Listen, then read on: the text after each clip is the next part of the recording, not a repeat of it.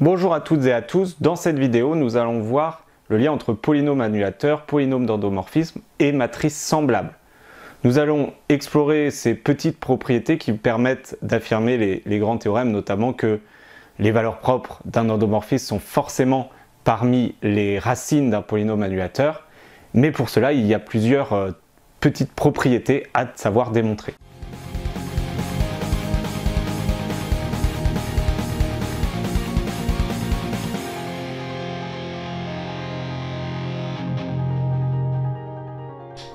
Alors nous allons démontrer ces deux propriétés qui sont très techniques, mais qui va nous permettre de réviser pas mal de petits points de cours. Donc si A est la matrice représentative de F dans une base B, alors P est un polynôme annulateur de A, équivaut à P est un polynôme annulateur de F, ce qui est pratique, ce qui permet de nous montrer que tout fonctionne parfaitement bien. Donc on va noter A, la matrice de F dans cette base B, et on va montrer cette équivalence par une double implication. Donc supposons d'abord que P est un polynôme annulateur de A.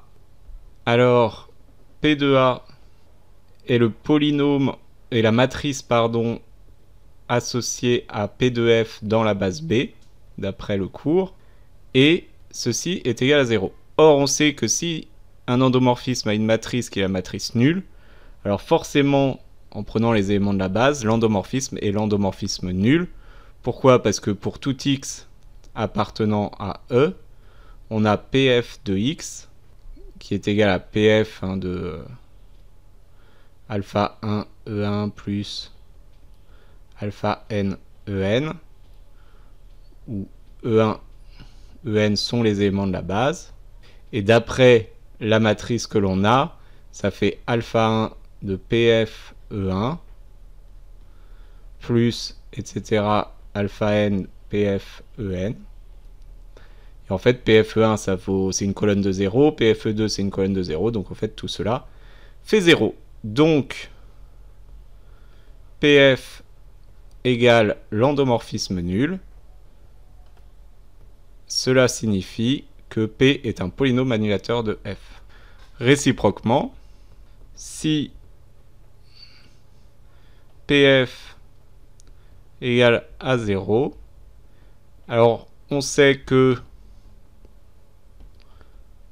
PA, qui est en fait la matrice de PF dans la base B, et comme PF c'est l'endomorphisme nul, c'est matrice dans n'importe quelle base, c'est la matrice nulle.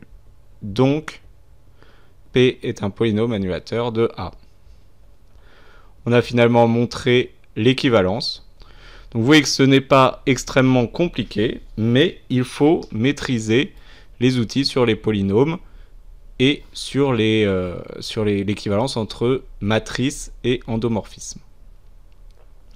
Si A et B sont semblables, alors elles ont les mêmes polynômes annulateurs. En effet, soit P un polynôme annulateur de A, on a montré que P de A,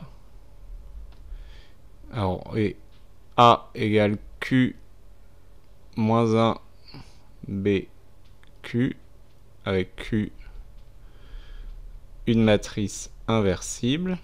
On a montré que dans ce cas-là, P de A, c'était Q moins 1 P de B fois Q. Donc, P de A qui vaut 0 égale Q-1 P de B fois Q. Et en multipliant par Q de chaque côté, on a 0. Et en multipliant Q-1 aussi de l'autre côté, on obtient P de B. Je mets là Q-1.